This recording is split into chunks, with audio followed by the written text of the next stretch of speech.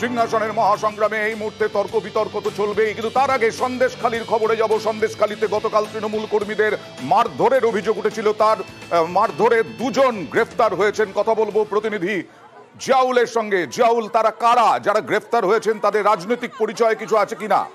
দেখো, রাজনৈতিক পরিচয় তারা হচ্ছে বিজেপি নেতা উৎপল মাইতি এবং সুপ্রকাশ মণ্ডল। তাদেরকে দুজনকে গ্রেপ্তার করা হয়েছে। মূলত গতকাল দেখা গেছিল রণক্ষেত্র চেয়ার নিয়েছিল সন্দেশখালী এলাকায়, অর্থাৎ এই বিজেপির যখন থানা ঘেরাও কর্ম হয়েছিল সেই সময় তার পাশেই বিধায়কের নেতৃত্বে বেশ কয়েকজন তৃণমূল কর্মী সমর্থক তারা সেখানে রাজনৈতিক আলোচনা করছিলেন। সেই সময় তাদের উপরে অতর্কিত হামলা চালায় এবং এই হামলার পিছনে পুরোটাই বিজেপির হাত ছিল এমনটা অভিযোগ করা হয়েছিল এবং এই অভিযোগের ভিত্তিতে বেশ কয়েকজনের নামে অভিযোগ হয়।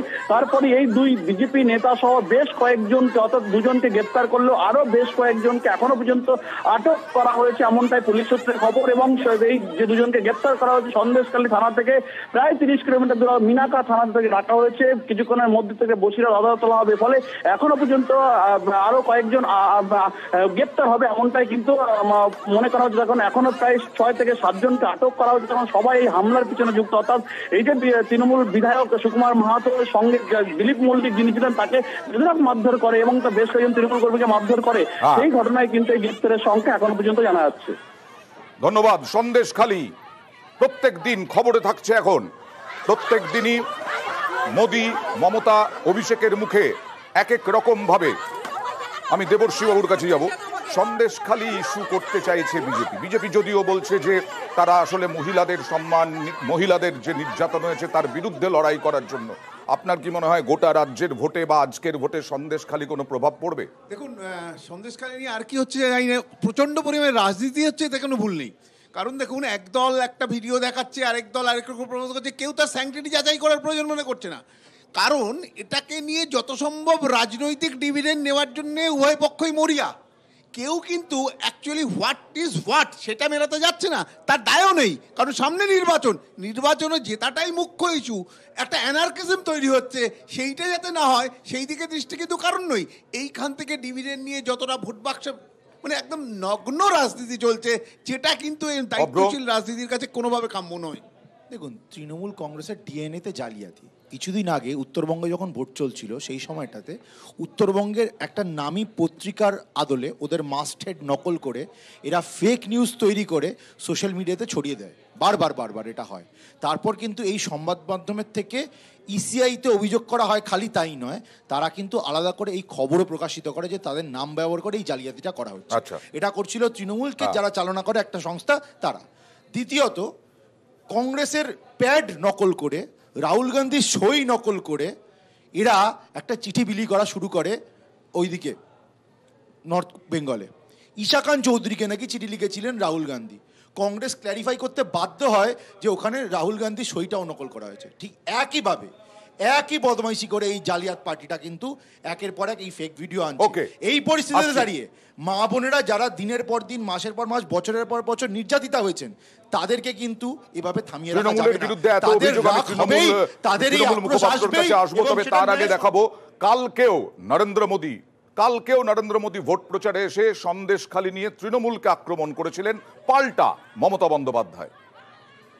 संदेशखाली में क्या हो रहा है ये पूरा देश देख रहा है। संदेशखाली के गुनहगार को पहले टीएमसी की पुलिस ने बचाया, अब टीएमसी ने एक नया खेल शुरू किया है। टीएमसी के गुंडे संदेशखाली बहनों को डरा रहे हैं, धमका रहे हैं, सिर्फ इसे कि अत्याचारी का नाम शाहजहां शेख है।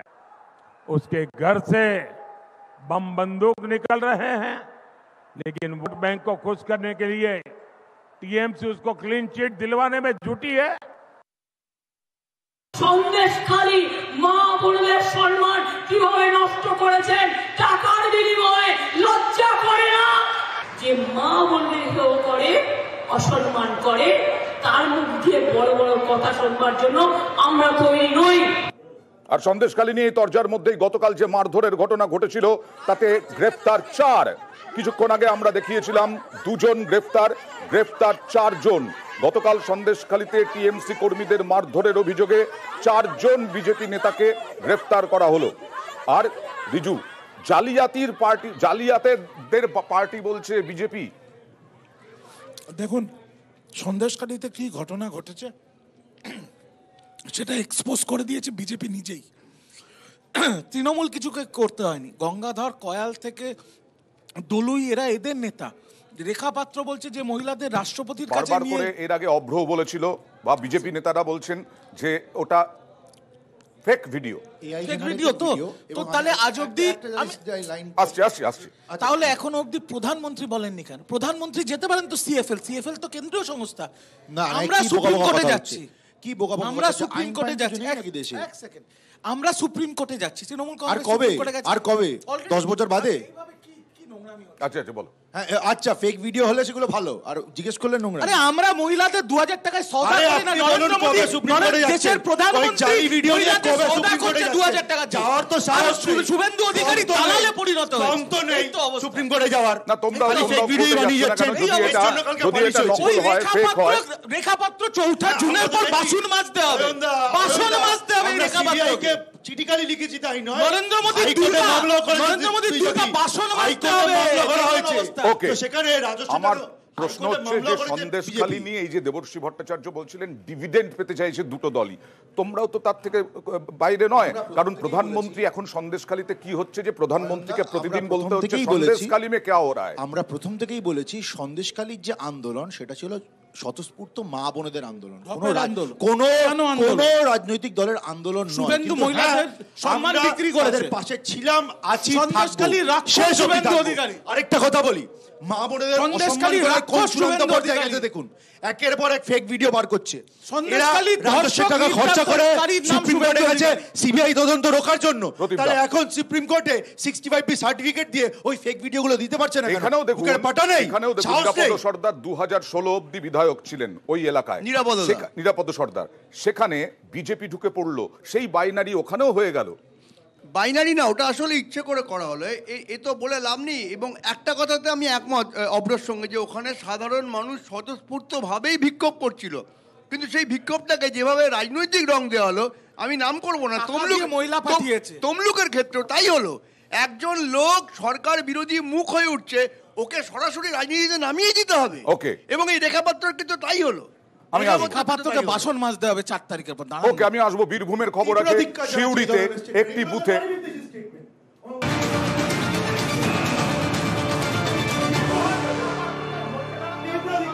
ওকে, বীরভূমে সিউড়িতে টিএমসি বিজেপি বচসা 186, 181, 87